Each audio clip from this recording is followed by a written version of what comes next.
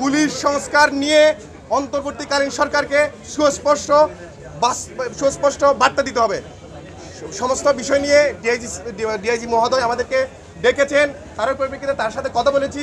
তিনি আমাদের থেকে ওই 4টা দফা দাবির মধ্যে 2টা দফা দাবি আদায় করিয়ে দিবেন বলে আমাদেরকে প্রতিশ্রুতি দিয়েছেন। এমনকি আমাদের যে 12 ঘন্টা আলটিমেটাম আমরা দিয়েছিলাম, ওনার অনুরোধে আমরা আরও 4 ঘন্টা বাড়িয়ে প্রায় দুপুর 12টা পর্যন্ত অপেক্ষা করবো বলে আমরা ওনাকে কথা দিয়েছিলাম। কিন্তু এখন পর্যন্ত আপনারা জানেন, শুধুমাত্র ওসিকে প্রত্যাখ্যান করে উনি চুপ থাকছেন। শুধুমাত্র এই প্রত্যাখ্যান অনেকটা হচ্ছে তাকে পদোন্নতি দেওয়ার মতো।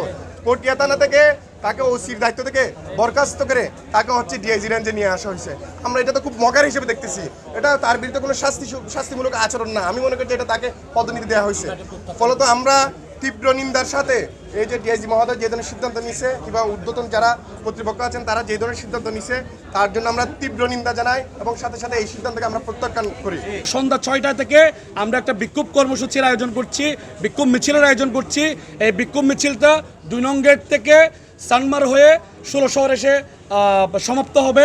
আমরা বীর চট্টলার প্রত্যেক মানুষকে আহ্বান করব, আপনারা আপনাদের জায়গা থেকে আমাদের আজকে যে পুলিশ সংস্কার আন্দোলনের আমরা ডাক দিয়েছি, এই ডাকে অংশগ্রহণ করে আপনারা আমাদের সাথে থাকবেন এবং বাংলাদেশের গণ অভ্যুত্থান পরবর্তী যে বাংলাদেশ, 5 আগস্ট পরবর্তী যে বাংলাদেশ, এই বাংলাদেশে পুলিশের একটা বিহিত করে পুলিশ যে সিভিলদের উপর, পুলিশ যে নাগরিকদের উপর হত্যা করতে পারে না, নাগরিকদের উপর লাঠিচার্জ করতে পারে না, পুলিশ যে তার সিভিল মব দমনের নামে আমাদের উপর যা ইচ্ছে তাই করতে পারে না, জুলুম করতে পারে না, এটার বিরুদ্ধে আপনারা অ্যাকশন নেবেন, আপনারা অবস্থান নেবেন এবং আশা করছি আপনারা আজকে আমাদের প্রোগ্রামে বিক্ষোভ মিছিলে নিজেদের উপস্থিতি জানান দিয়ে পুলিশকেও, রাষ্ট্রকেও যে ইন্টারিম গভর্নমেন্ট বারবার ব্যর্থতার দিকে যাচ্ছে, সেই ইন্টারিম গভর্নমেন্টকেও হুঁশিয়ারি দিবেন।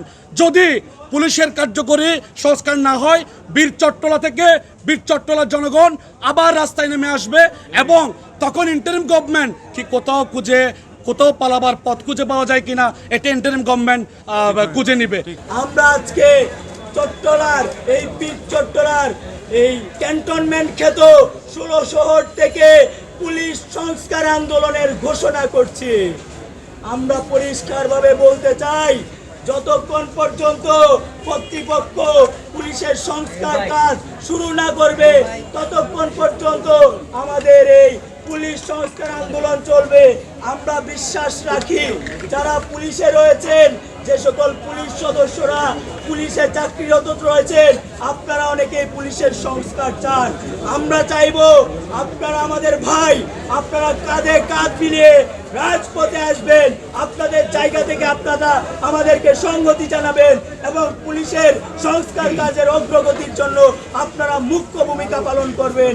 এটা শুধুমাত্র আমাদের দাবি নয়, এটা এদেশের মানুষের দাবি, এটা এদেশের প্রত্যেকটা পুলিশ সদস্যদের দাবি।